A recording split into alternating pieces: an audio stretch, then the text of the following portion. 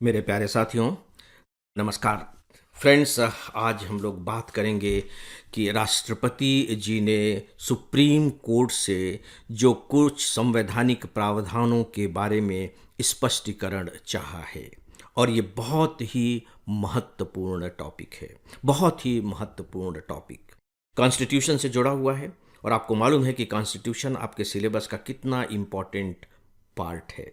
और चूंकि उसके भी संविधान के भी सबसे महत्वपूर्ण हिस्से से जुड़ा हुआ है, जहाँ राष्ट्रपति के अधिकार शामिल हैं, जहाँ राज्यपाल के अधिकार शामिल हैं, और जहाँ खुद सुप्रीम कोर्ट के अधिकार शामिल हैं, तो आप समझ सकते हैं कि यह अपने आप में कितना महत्वपूर्ण विषय है। और चूंकि इस विषय पर सुप्रीम कोर्ट की राय मांगी गई है, तो मान करके चलिए कि यह विषय समीक्षात्मकता की ज़्यादा मांग करता है, बजाय इसके कि आप केवल इसकी इन्फॉर्मेटिक तैयारी करें। लेकिन थोड़ी सी बातें तो हमें इन्फॉर्मेशन के रूप में भी देखनी होंगी। राष्ट्रपति जी ने सुप्रीम कोर्ट से 14 सवाल पूछे हैं। सामान्य भाषा में मैं कह रहा हूँ, आप इसे दूसरे रूप में कह सकते हैं कि राष्ट्रपति जी ने सुप्रीम कोर्ट को अपने 14 प्रश्न भेजे हैं, जिज्ञासाएं भेजी हैं, और उस पर सुप्रीम कोर्ट की राय मांगी है। ये ज़्यादा सही शब्द होगा, राय मांगी है कि इस पर बताइए क्या किया जाना चाहिए। और अगर राष्ट्रपति जी सुप्रीम कोर्ट से राय मांग रहे हैं, तो इसका मतलब यह हुआ कि जो संसद है, यानी कि जो विधायिका है, वो न्यायपालिका से राय मांग रही है। दोस्तों, ये सलाह मशविरा हो रहा है, ये कोई झगड़े की बात नहीं है ना। मीडिया तो अलग तरीके से पेश कर देती है, ये झगड़े की बात नहीं है।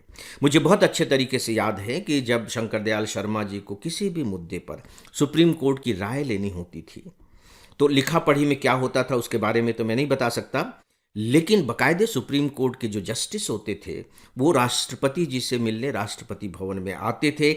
दोनों की मुलाकात होती थी और कुछ मुद्दों पर बकायदे बातचीत होती थी।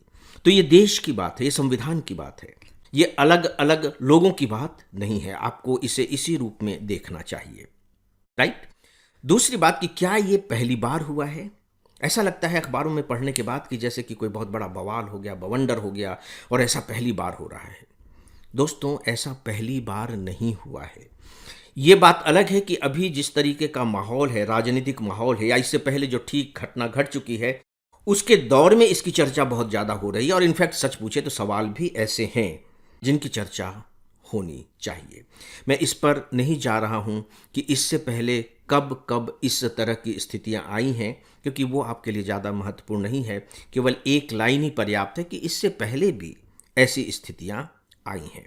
फ्रेंड्स, एक सूचना है कि हम आईएएस के लिए बहुत सारा उपयोगी कंटेंट अपने इंस्टाग्राम पर पोस्ट करते रहते हैं। इसके लिए आप हमारे इंस्टाग्राम को ज़रूर फॉलो करें। साथ ही हमारा एक टेलीग्राम चैनल भी है, इस पर हमारे आपको सारे कंटेंट के अपडेट देखने को मिलेंगे। इसे भी ज़रूर फॉलो करें। इन दोनों के लिंक नीचे डिस्क्रिप्शन में दिए गए हैं। ये जो प्रश्न पूछे गए हैं राष्ट्रपति जी के द्वारा, इसकी पृष्ठभूमि क्या है। ऐसा नहीं है कि राष्ट्रपति जी ने अचानक ये प्रश्न पूछ लिए हैं। आपको ध्यान होगा कि तमिलनाडु के मामले में, जब तमिलनाडु के राज्यपाल ने बहुत से विधेयकों को अपने पास रोक करके रख लिया और सुप्रीम कोर्ट के पास जब ये मामला गया, तो उस समय सुप्रीम कोर्ट ने इस पर फैसला देते हुए कुछ बातें कही थी। इस पर डेली ऑडियो लेक्चर में हम लोगों ने बहुत विस्तार से बातें की हैं। अगर आप चाहें तो वो बाकायदे यूट्यूब पर अवेलेबल है, आप उसे सुन सकते हैं। यहाँ दोहराने की उसे ज़रूरत मैं नहीं समझता। उसमें जो सबसे इम्पॉर्टेंट व्यवस्था की गई थी वो ये कि राज्यपाल को एक निश्चित समयावधि में जो विधेयक भेजे गए हैं उन पर डिसीजन लेना होगा, और यदि वे राष्ट्रपति को भेजना चाहते हैं उस विधेयक को, तो इतने निश्चित समय में उन्हें राष्ट्रपति को भेजना पड़ेगा। इसका मतलब है कि राज्यपाल के अधिकार पर सुप्रीम कोर्ट ने एक समय सीमा तय कर दी। बात केवल यहीं खत्म नहीं हुई, बल्कि सुप्रीम कोर्ट ने एक और व्यवस्था दी कि राष्ट्रपति जी को भी ऐसे विधेयकों पर 3 माह में अपना निर्णय लेना होगा, और यदि वे उस पर हस्ताक्षर करना उचित नहीं समझते हैं तो फिर इसका कारण वो बताएं। और यदि ऐसा भी नहीं हो रहा है तो जो राज्य सरकार हैं वो बकायदे सुप्रीम कोर्ट जा सकती हैं, यानी कि न्यायालय की शरण ले सकती हैं। आप देखिए, तो यहाँ 3 लोगों के अधिकार आ गए। सर्वोच्च स्तर पर अपेक्स जो है वो राष्ट्रपति, इसके बाद दूसरे में सुप्रीम कोर्ट। क्या सुप्रीम कोर्ट को इतना अधिकार है? क्योंकि ये इनका उल्लेख संविधान में नहीं है। संविधान में न तो राज्यपाल की समय सीमा तय की गई है और न राष्ट्रपति की समय सीमा तय की गई है, लेकिन जो पूरा चरित्र है संविधान का, उस संविधान के चरित्र से यह बात ध्वनित होती है अपने आप में कि भाई जो राज्यपाल हैं और जो राष्ट्रपति हैं वो मंत्री परिषद की सलाह पर काम करेंगे और इसके लिए वे बाध्य हैं। ठीक है, समय सीमा तय नहीं है, लेकिन सुप्रीम कोर्ट ने अब समय सीमा तय कर दी है। सच पूछिए तो मूल मुद्दा यही था कि क्या सुप्रीम कोर्ट को यह अधिकार है कि इस तरीके से जो प्रावधान संविधान में नहीं है उनके लिए वो प्रावधान करे। तो दोस्तों, हमारे सामने जो अभी 14 प्रश्न पूछे गए हैं उसमें कुछ अनुच्छेद का उल्लेख है। प्री एग्जामिनेशन की दृष्टि से आपको इन अनुच्छेद के बारे में थोड़ा थोड़ा जान लेना चाहिए और अगर हो सके तो छोटे मोटे नोट भी तैयार कर लें। अनुच्छेद 143, क्योंकि राष्ट्रपति जी ने अनुच्छेद 143 के अंतर्गत सुप्रीम कोर्ट से ये राय मांगी है। ठीक है, इसका मतलब यह हुआ कि जो अनुच्छेद 143 है उसका संबंध इस बात से है कि राष्ट्रपति अगर जरूरी समझते हैं तो लोकहित के मामले में या किसी भी कानूनी मसले पर किसी भी तथ्य के बारे में सुप्रीम कोर्ट की राय ले सकते हैं। लेकिन इसी के साथ ही आपको एक और अनुच्छेद की जानकारी होनी चाहिए, वह है अनुच्छेद 131 131। उसमें केंद्र और राज्य से जुड़े विवादों की सुनवाई के लिए सुप्रीम कोर्ट के पास कुछ मूल क्षेत्राधिकार हैं और ऐसे मामलों में अनुच्छेद 143 इन ब्रैकेट 2 के अंतर्गत सुप्रीम कोर्ट से राय ली जा सकती है। तो सुप्रीम कोर्ट से जो राय लेने की बात है वो है 143 और 143 इन ब्रैकेट 2 जो राज्यों से संबंधित है इन ब्रैकेट 2, और फिर जो अनुच्छेद 131 है उसका संबंध केंद्र और राज्य से जुड़े विवादों पर सुप्रीम कोर्ट के मूल क्षेत्राधिकार से है। इसी को आधार बनाते हुए बकायदे अब राष्ट्रपति जी ने कुछ जानकारियां सुप्रीम कोर्ट से चाहिए हैं। राइट, 14 ऐसे प्रश्न पूछे गए हैं। दोस्तों, मैं अब आपके सामने सीधे सीधे वे 14 प्रश्न रख रहा हूं बहुत इत्मीनान के साथ। आपको जानने चाहिए कि ये 14 प्रश्न कौन से हैं, क्योंकि राष्ट्रपति जी की जिज्ञासा है कि हमें इस पर क्लैरिटी चाहिए। आप बताइए कि संवैधानिक प्रावधान क्या है। ये 14 के 14 प्रश्न एग्जामिनेशन की दृष्टि से इंपॉर्टेंट होते हैं।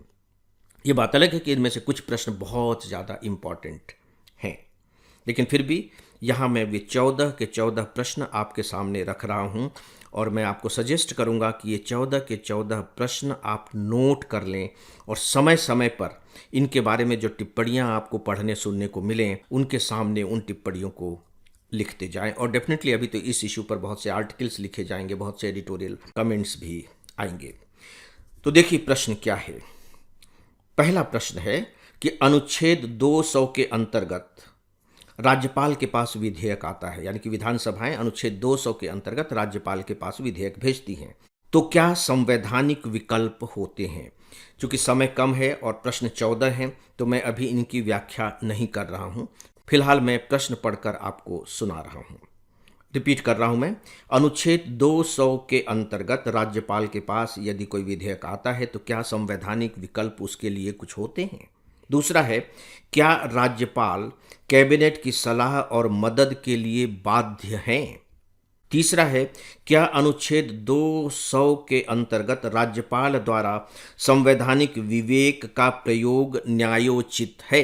अब आप देखिए कि जो राज्यपाल से संबंधित प्रश्न है उसे आप तमिलनाडु की घटना से जोड़ लीजिए तो बहुत सारी बातें आपके दिमाग में क्लियर होती चली जाएंगी। क्या अनुच्छेद 361 राज्यपाल के फैसलों पर न्यायिक समीक्षा को पूरी तरह रोक सकता है? ये भी देखिए राज्यपाल से संबंधित है। नेक्स्ट भी राज्यपाल से ही संबंधित है। 5वां प्रश्न, संविधान में राज्यपाल के लिए समय सीमा तय नहीं है। ये सबसे इंपॉर्टेंट प्रश्न है। समय सीमा तय नहीं है, क्या कोर्ट इसे तय कर सकता है? और जो 6वां प्रश्न है वो भी बहुत इंपॉर्टेंट है, क्या राष्ट्रपति के फैसले को कोर्ट में चुनौती दी जा सकती है? बहुत इंपॉर्टेंट है दोनों प्रश्न।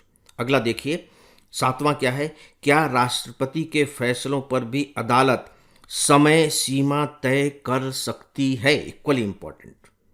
नेक्स्ट है, क्या राष्ट्रपति को सुप्रीम कोर्ट से राय लेना अनिवार्य है? ये सरल सा प्रश्न है। नेक्स्ट है, क्या राष्ट्रपति और राज्यपाल के फैसलों पर कानून लागू होने से पहले अदालत सुनवाई कर सकती है?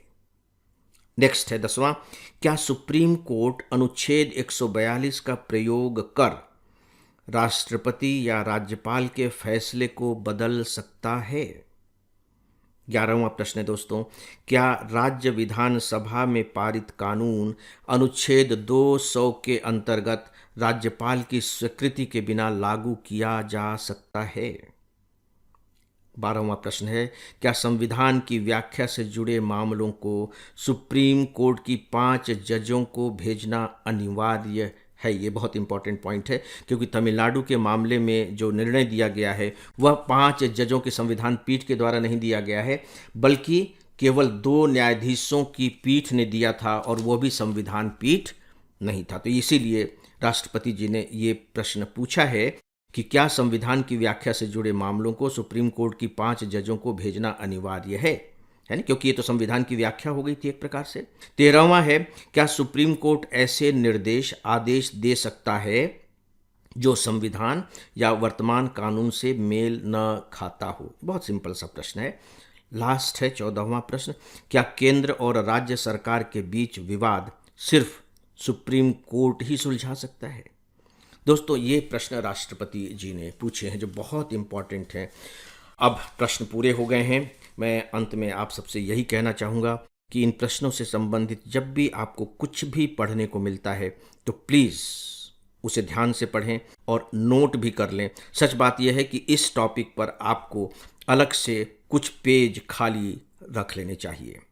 तो दोस्तों, इस विषय पर फिलहाल बस इतना ही। और दोस्तों, इसी के साथ ही आज के इस डेली ऑडियो लेक्चर को अब यहीं समाप्त करता हूँ। नमस्कार।